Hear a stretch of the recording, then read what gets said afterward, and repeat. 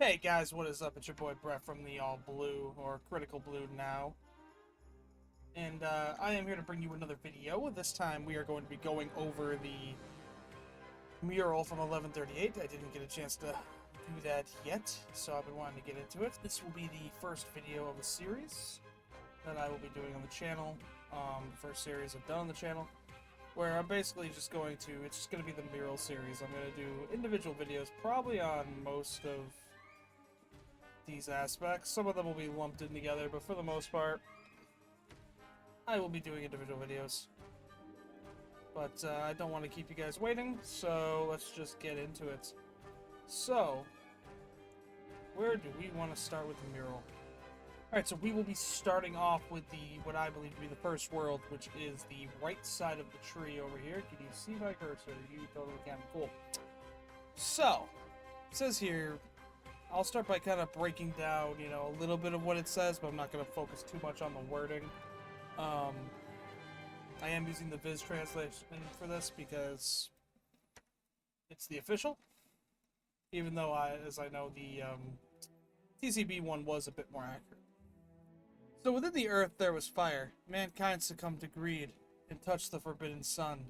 The enslaved prayed. The sun god appeared. The earth god raged, and with its serpent of hellfire, shrouded the world in death and darkness, and they will never meet. So, just kind of breaking that down a bit. Like I said, I think everything on this sort of side here is first world. I can't draw or write for shit on a computer, but first world. So the idea is,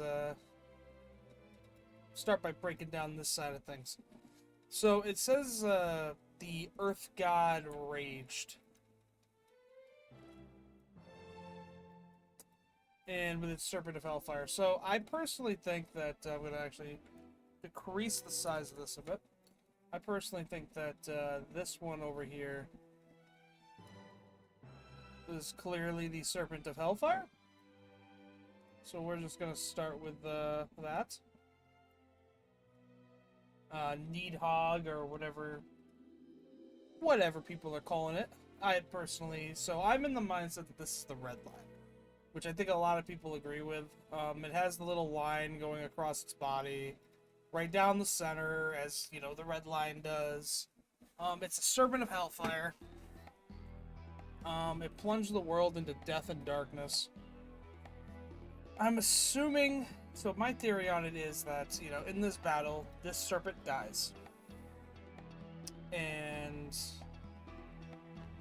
when it died, its body hardened, which formed the red line. This is some colossal god of its own from the underworld, basically. That was so big, it's basically an Ouroboros, could wrap around the entire earth. And then when it died, it left the red line. That's my theory, that it was like a living creature. I've seen a few people agree with me here. You have the X's here too, which I think symbolize like where Laboon hit it. But also, I think it symbolizes the seas. So you only see 5 X's, right? So you have North Blue, you have the red line, North Blue, South Blue, East Blue, West Blue. Then you have the Grand Line down here. And there's probably another X for the New World. Or maybe this is supposed to be the New World. Still kind of playing around with that there. But, this I definitely believe to be the red line, as well as the karmic serpent, or serpent of hellfire. As for the earth god, now the earth god, I am personally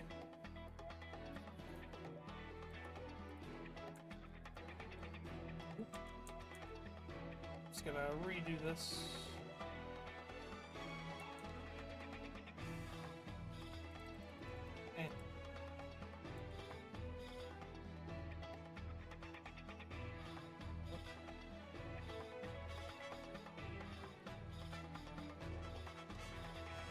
So now for the Earth God. I think the Earth God, I'm sort of in the boat that we don't see the Earth God here.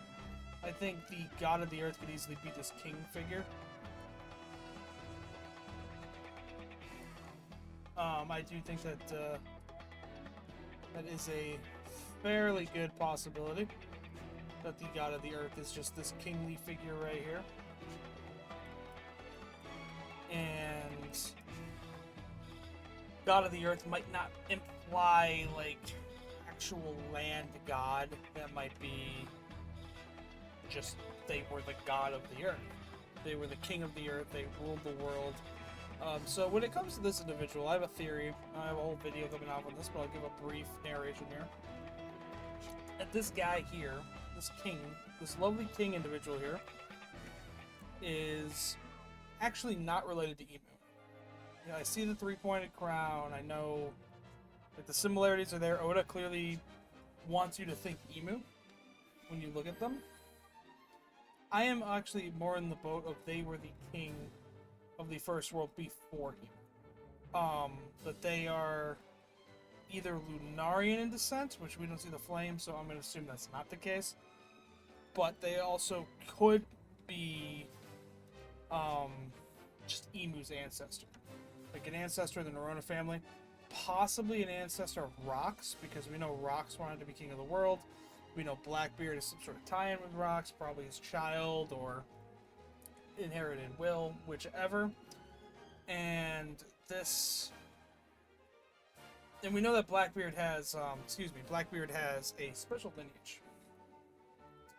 And if Blackbeard is related to this king, he's one of, like, the first, humans. He's got the original, like, bloodline in his body. He does have a claim to the throne of Marijua. If Rock said the same, that would make a lot of sense to me. So I personally think this individual is more of like a Rocks type individual, where they just became king of the world. So they were the previous king of the world. I also think they were the land god. They are the land god as well. I'm sure it goes hand in hand, earth god, king of the world. I'm also in the boat that Blackbeard's Yami Yami no Mi is actually the earth god root, because it has the ability to oppress. And we even see here, the world was plunged into death and darkness. Shrouded the world in death and darkness. Who do we know can shroud the world in darkness? Blackbeard. So personally, going the route that Blackbeard is the earth god. He is the earth god, devil fruits. But for Blackbeard, I do think that Blackbeard is the earth god. Or has the earth god devil fruit. I 100% think Oda will go that route. And I think that this person right here is the original earth god. After that, I'm thinking this here, this elephant. Which I see an elephant. Is Zunisha. Alright, especially because if we do like the legs.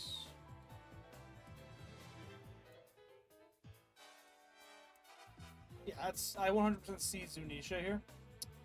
And I'm thinking it's a thing where this original king, whoever they may be, he or she may have been, might have even been a queen. But basically this original monarch used Zunisha to pluck a fruit from the forbidden tree, and therefore became the earth god. Gaining the power of a devil, and essentially like was the first devil fruit user. And Zunisha's crime was sort of setting everything into motion. But more than that, that was only one of Zunisha's crimes. Zunisha's second crime would be not siding with this individual's, possibly like Zunisha's ancestor, whatever this elephant is. You know, the idea is either didn't side with the original king at the end, was manipulated into being able to allow him to reach out for the fruit. He eats the fruit, gains the power, plunges the world into darkness. The elephant kind of walks the earth in repentance until it dies, and then that elephant eventually gives birth to Zunisha.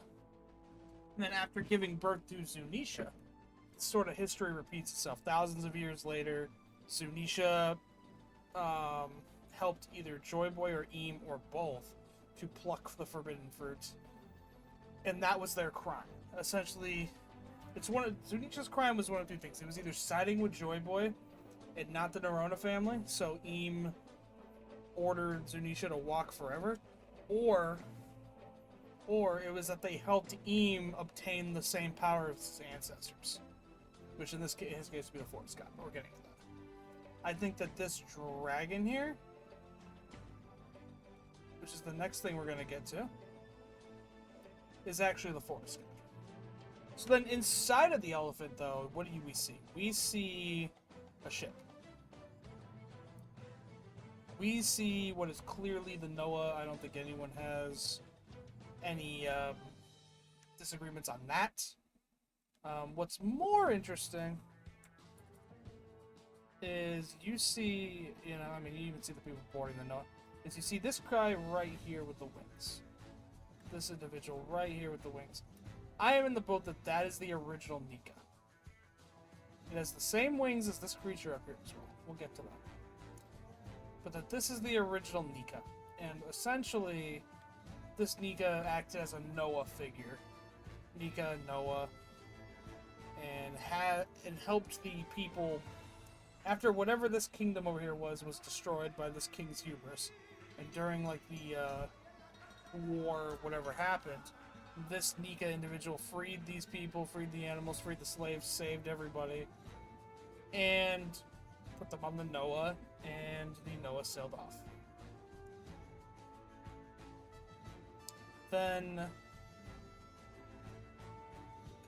thousands of years later, the Noah, is found in disrepair. Joy Boy repairs it, kind of like the story of Noah building and repairing the Ark.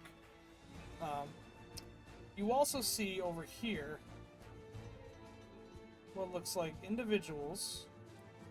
It starts off with these like little star things, these little star things, and what they seem to be doing is passing them on to people. So like you give them one, then they seem to go downward, and then there's also people in here that seem to be moving on a ship or a boat, and those could be the slaves. I personally think these are the slaves. And I think that part of the reason the slaves in Marijua do the same thing is one, this is Marijua, or where Marijua is now, But I think the reason that Eam does the same things is because this technology was already there. And Eam essentially just repurposed it from his ancestors. I do 100% think that. Yeah, you see them going down, and then you see them beginning to rise up. And as they come out, they go down with halos, assuming they're dead. But then they rise up from the underworld, and this little ball thing seems to get progressively bigger and bigger. They tap it to Zunisha's head, or Zunisha's ancestor's head, and it gets super huge. And then when they do that, they continue to pass it upward, and up and up and up, and then they toss it into this little boat thing, and then it seems like it swirls back up and feeds the creature. So I'm of the mindset that this energy source is probably souls, and they were probably feeding it to the creature, and the creature was essentially acting as like a guardian deity to them for that. That's my working theory right now. So then you have this creature up here that is currently in battle with this karmic serpent. I believe this creature to be the Earth God. I know that sounds crazy, but we know dragons. You've been trying your wing, homie. But we know dragons were very big in the world. And the Earth God does not necessarily mean land. I mean, the Sun God doesn't mean Luffy is flying around, like, throwing light beams at people. Or manipulating heat. I mean, yeah, he can do that, but it's not what he's... Well, it's Toon Force. It's creativity. It's freedom. The sun's rays blasting off in every direction. Freedom to choose your path. That type of thing. So, I'm of the boat that this creature, which... This is a redrawing of the panel. It seems like they put a little bit of an extra hole here. Let's just block that off.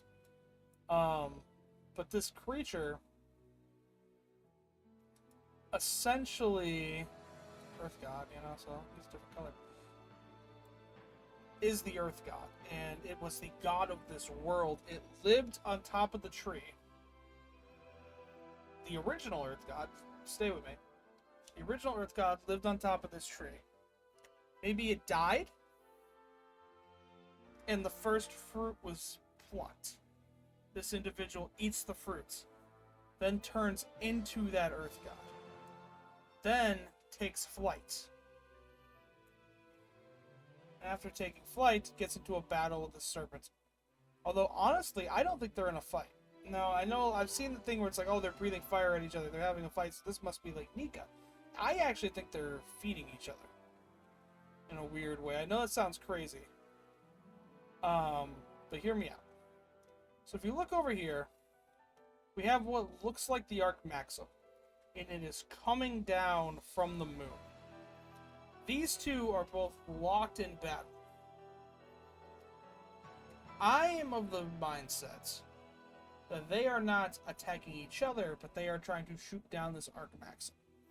And I believe that is because on this Arc Maxim is this angel-like creature.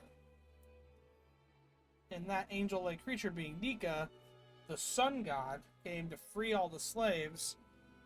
This Earth god wants its slaves, and the serpent obviously wants to keep getting fed. So they come down, they fight Nika, they lose, all three of them probably die.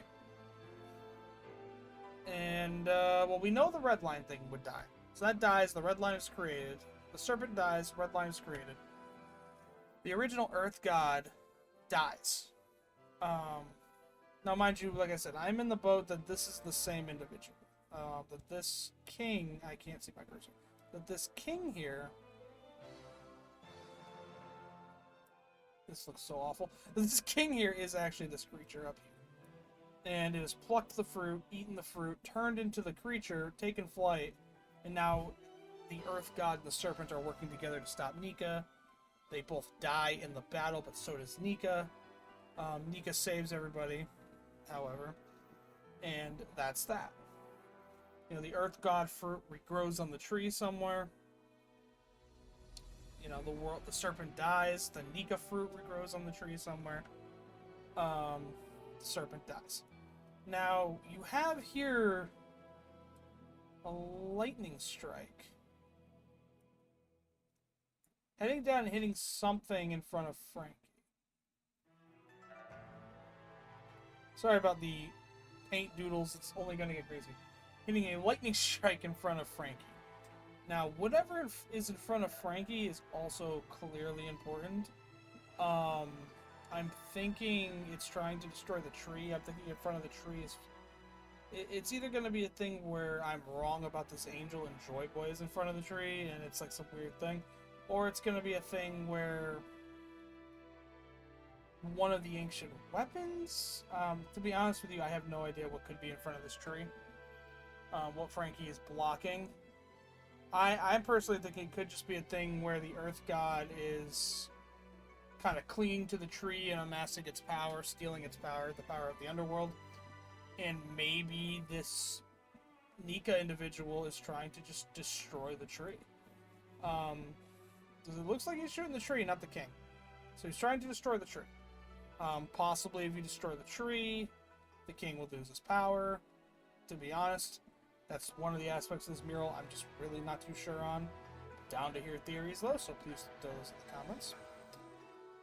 You, of course, then you have the moon. Which I don't have to really draw too well. But, you have the moon. You have these three little circles on the moon, these little dots. Personally, I'm in the boat that the moon, that these little circles might be cities. So you'd have, like, Birka, wherever the Lunarians are from, the original Skypiea, stuff like that. These are like either cities or like hubs on the moon. Same with the little dots as well. I'm just not sure what they would be. And then we come over here. Another thing I'd like to bring up too, just real quick. And I think this is just a little bit of foreshadowing on Oda's part. I noticed this right away. If you look at this, how Oda drew this with the buildings, it genuinely looks like he tried to draw it so it looked like the snake had the Hagoromo, which I think is just foreshadowing that a zone version of this exists. Probably by Loki, because if you look over on the second world side, it has these. Loki has the same symbol here that the serpent has going down its body. And with Loki, it's right in the center as well. And I call him Loki, but the ancient giant equivalent. So I think that is just, you know, confirmation that eventually we will see this ginormous monster in devil fruit form. No idea how Oda's gonna do it. But I have faith in the men. So, then of course we have over here, which I said before I believe to be Mary Joie. Or at the very least what eventually becomes Marie Joie. So the original kingdom. I don't even think this is the ancient kingdom. I think this is what? This is the ancient kingdom, just not the ancient kingdom. But basically, this was a highly advanced kingdom, did like all the slaves and everything. They used the powers of souls that they would take from the underworld. Probably devil fruits, whatever, demonic souls. Fed the serpent. Serpent, you know, allowed the people to harvest from it or something. And it just, you know, it just kept the cycle going. You fed the serpent rewarded you with souls, and it just kept going.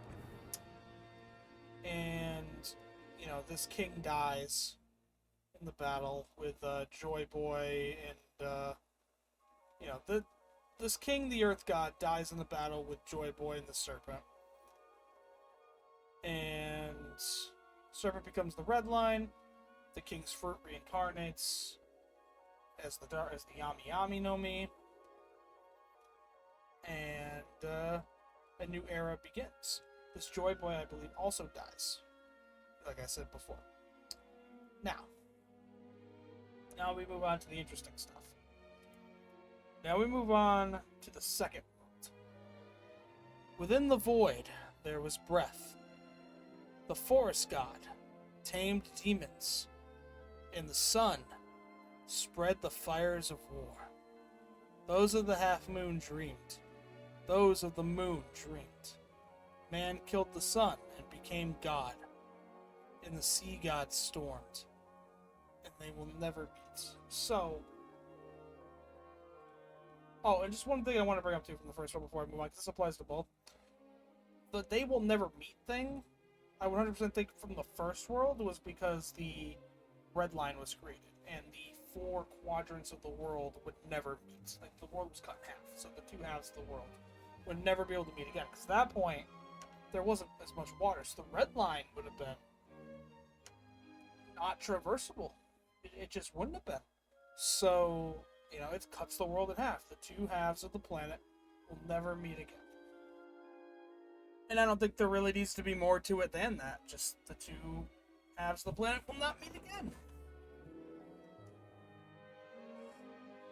We also had some more stuff up top here that looked like other planets that were cut out of this rendition, but we will just move on through those for now. But yeah, moving on to the second world, as I read. I think we can agree that this is the Sunlight Tree Eve right here. The Devil Fruit Tree, the Mother Tree. Could be Yggdrasil. I think it's Eve. Then you have the real meat and potatoes of it. In the void, there was breath. That could mean a couple of things. In the void, there was breath. So, breath, obviously, I think is referring to another creature being born. You know, probably Emu. because Mu, void, space,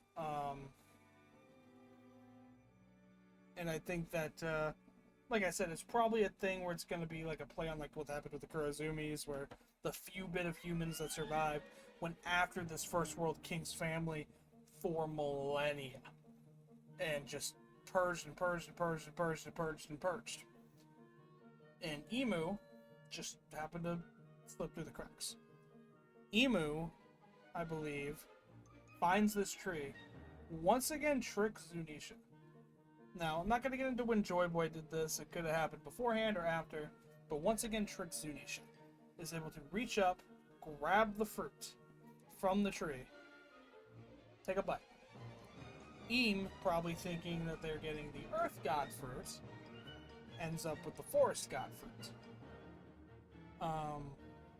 Ends up with like the power to actively. Now, mind you, I'm not thinking these are like normal devil fruits either. These are like actual forbidden fruits where you don't get like, oh, I have the wash fruit. It's like, no, you eat this devil fruit, you become the devil. These are pure devil fruits. And I think that is going to be the difference between a devil fruit from the tree and a devil fruit out in the world. I think that's why the Gorosei have forms that don't say devil fruit. I think it is literally just going to be, if you eat it from the tree, you get one of the actual grown fruits, just become an actual demon. And I think that's pretty cool. So, Eam tricks Zunisha, eats the fruit, becomes what it becomes known as the Forest God. Gains the ability to... It's one or two things. It's either Eam eats the fruit and becomes what is known as the Forest God, like the actual Forest God, or Eam is this Earth God that somehow survived, recouped his power like a Yuha Baha, right?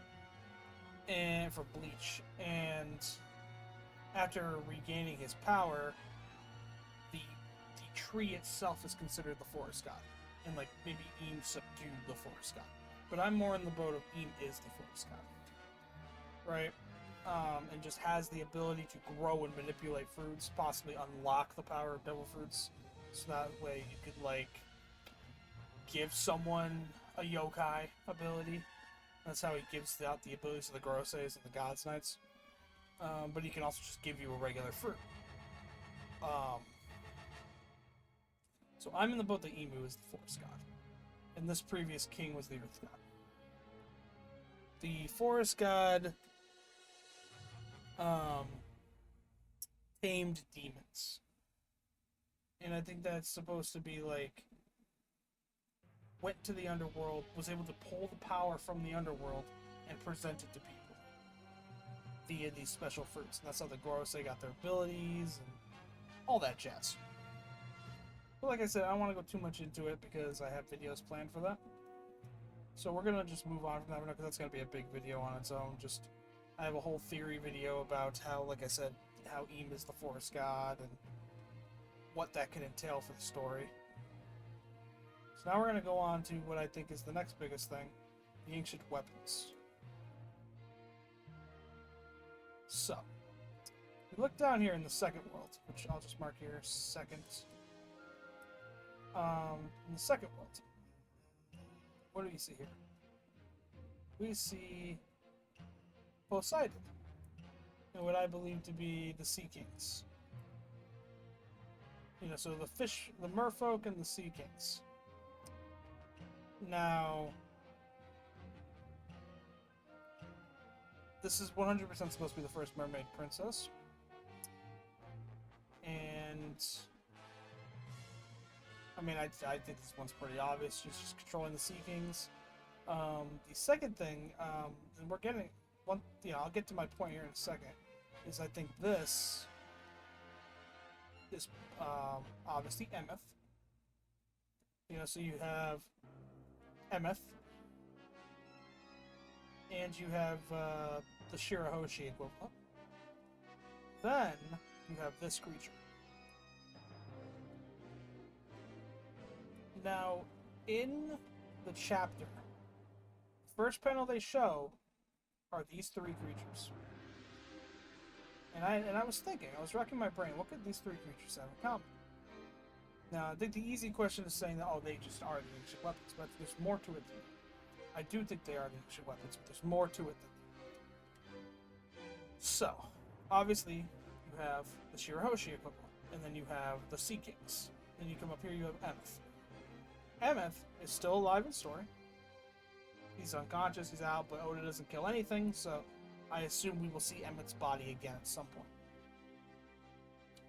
Maybe not. Maybe when Pluton activates, but that's what I'm getting at. Pluton is sleeping under Wano. We know that for Poseidon to work, you need Shirahoshi, and you need the Mermaid Princess, and you need the Sea Kings. So I don't think it's too far of a stretch to say that these other two creatures, Emeth and this mystery creature up here, are the conduits for Uranus and Pluton. Pluton is a super advanced ship, which I'm personally of the route that it's not just a ship. I think it is a living creature. But I would also accept the fact that Emeth is the living creature that sort of has to dock with Pluton to activate it. And then, of course, you have this top creature. It's a mink. Now, if you look at the minks, you see the whale tree. Where you go back to Zoe. What's right next to this creature? A whale. Whales are very important to One Piece, and Oda has not explained them yet. The island whales are going to be majorly important. So, I think, personally, this creature is a mink.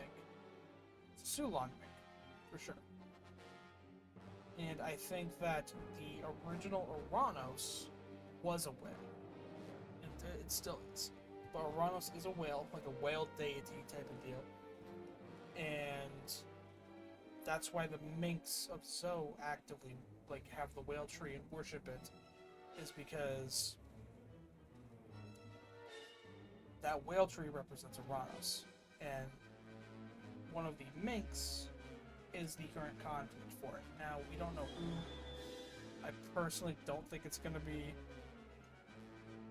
I don't know who it would be, honestly. We know right now Ina has control of Uranus, so it might be the case. I'm personally of the... I was personally used to be in the mindset that Vivi would control Pluton, Shirahoshi would control Poseidon, and, what's her... the girl from Isa, from Skypiea, would control Uranus. Now, I think there is definitely a missing piece here, but I am locking in on Uranus being a whale. I do think that's going to be the case. It's going to be a whale that is somehow able to fly and affect the weather. There's paddles coming off it too. So, or legs, it's hard to tell. And it might be the case where this creature up here needs to command it.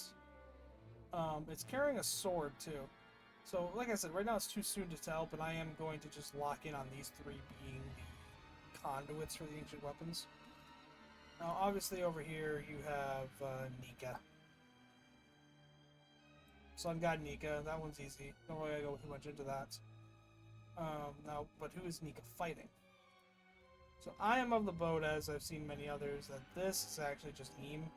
He's holding the sun. It's a metaphor that he is holding freedom in his hands. Then over here we have 6 individuals. One that seems to be kind of on the outside of the ship, and 5 that seem to be on the ship. I think the 5 on the ship are the Gorosei. I think the one on the outside of the ship is... I used to think Emu. I now think it's Garland. I think that's supposed to represent the Figarland family, the 6th, essentially, Gorosei member.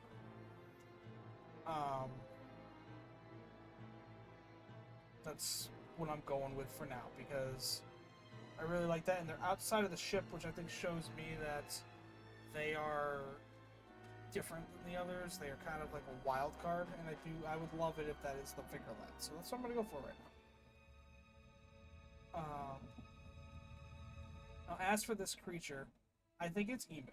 It has the same little like head thing, but also, I think it looks like this creature for a reason. They have the same wings, the same horns, they're just reversed. So it's one of two things. Either it is the same creature, but that used to be my theory. Now I'm in the boat that it is just the forest god form.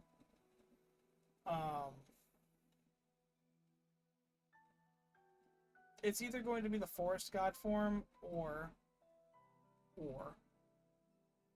it's going to just be emu and he is the earth god. But like I said, a lot of this will be explained when I come out with my video about how emu is the forest god, Blackbear is the earth god, Luffy is the sun god, Dragon is the rain god, and Loki is the underworld serpent. And that brings us to our next thing. We'll come back to the demon in a minute. Loki, or the ancient giant equivalent, clearly the underworld serpent. It has the same little sash here as what goes down the middle of this thing's body, and it just makes too much sense. It'd be the craziest devil fruit ever, and I'm down for Loki to have that shit. Then of course you have regular giants here.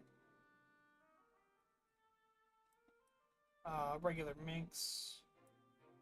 Tontata. You have the samurai. Wano, right here. Then if you look down here, I noticed this before. It's a different color. This guy right here in this boat. I'll zoom in.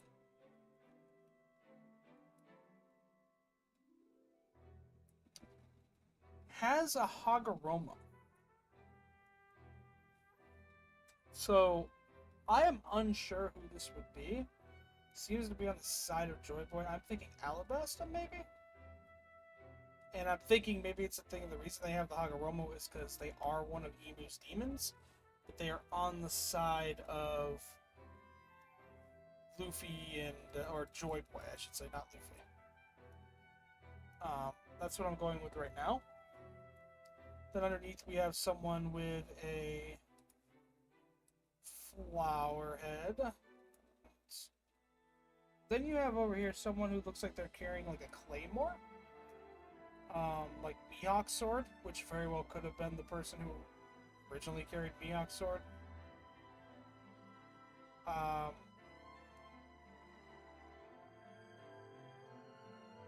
And then, of course, you have... Oh, actually, hold on. This is the Alabasta flag right here. I missed that. So then I think this green thing down here, if that's the Alabasta group up there, with Lily and everything, probably also has a Hagoromo, then I would say that the one on the bottom is probably going to be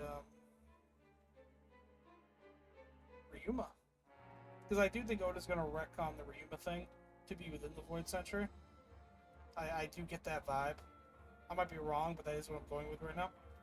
And then, after that, you have this jet black ship. And who do we know sails on a jet black ship? The man marked by flames. It's the man with the burn scar. So, if Oda goes that route,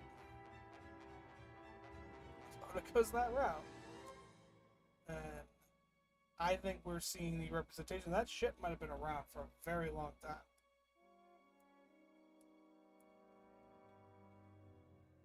Then, up here we have a Lunarian. And then, crazier... Where's my eraser?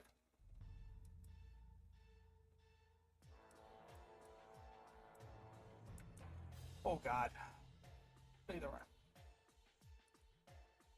Up here we have a Lunarian, and then we have raindrops. So I think that part of this mural, which is obviously missing, which showcases the raindrops, I think the raindrops are supposed to represent something to do with this whale. They're coming from what area? You notice a black raindrop behind the whale. So I wouldn't be shocked if that's like the whale's ability. It's just bringing rain down with it. causing it to affect the weather. And that rain, let's count the rain for a minute. 1, 2, 3, 4, 5, 6, 7, 8, 11, 12, 13, 14, 15. Wait, no way. Absolutely no way.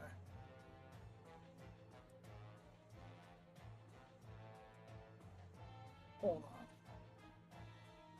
There ain't no way. 1, 2, 3, 4, 5, 6, 7, 8, 9, 10, 11, 12, 13, 14, 15, 16. Yeah, it's still 16. 16 holy bullets. A bunch of beams falling and nuking Lucia. I can see it. Somehow that whale is under Emu's control, though.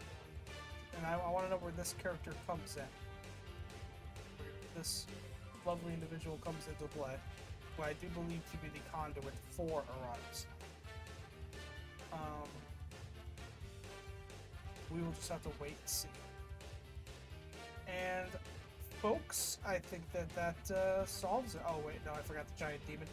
So, I'm in the boat this giant demon is Emu. It has 3 prongs. I think that the giant demon actually does have the forest god fruit. The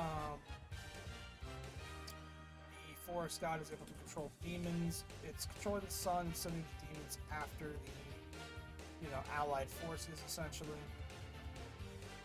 And it's just supposed to represent Emu holding the sun. I don't think it's supposed to represent anything to do with the actual thing. Like I said, it's going to be one or two things. My theory is one or two things. It's either that it's the forest god, earth god right here, earth god dies, Emu tries to get the power, becomes the forest god, or earth god survives, grows power. This is earth god in hybrid form. Forest god is actually Blackbeard. Could be, or Blackbeard could be the moon god. Which I'm in the boat. There isn't a moon god at this point, but I can be proven wrong, and I'm always happy to prove it when it comes to theories. But yeah, that is gonna wrap up the video for today. Unsure which one I'll be doing first, but in the next day or two, you'll see the first upload. Not gonna go in any particular order. Just gonna try to upload one a week for this series. Maybe twice a week. We'll see how my schedule works out. Yeah, I hope you guys enjoyed the video. I'm still really new to this, so I'm pretty, it's not the most entertaining, high energy.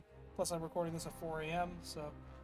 But thank you guys so much for watching, and if you enjoyed it, please leave a comment, like, and subscribe to the channel. Like the video, subscribe to the channel if you're new, and hit that bell to stay notified for when I upload. Wow, you can tell I'm recording this at 4 a.m.